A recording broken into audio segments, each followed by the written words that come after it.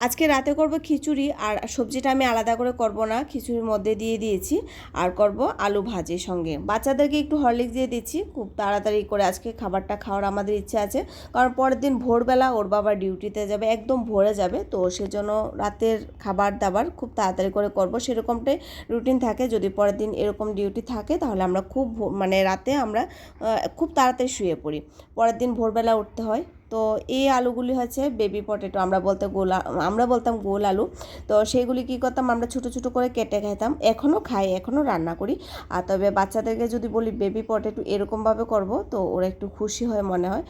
তো সেজন্য একটু চামচ দিয়ে ছেদ করে দিচ্ছি, যেন মশলাটা একটু তেলটা একটু ভিতরে যায়। তো কর্নফ্লাওয়ার আর যে মশলাপাতি থাকে, হলুদ, লবণ, তারপরে ধনিয়া, মরিচ টরিচ থাকে, সেগুলো দিয়ে কিছুক্ষণ আমি মেখে দেবো। প্রথমে মরিচটা দিতে ভুলে গিয়েছিলাম, তো লাস্টের দিকে আমি অ্যাড করে আবার তারপরে কিছুক্ষণ রেখে দিয়েছি।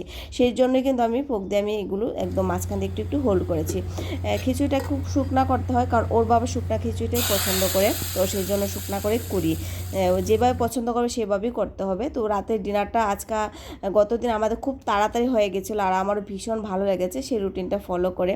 যদি প্রতিদিন সেটা ফলো করতে পারতাম তাহলে ভীষণই ভালো লাগতো। তো যাই হোক, দেখা হচ্ছে আরেকটা পরে মিনি ব্লগে।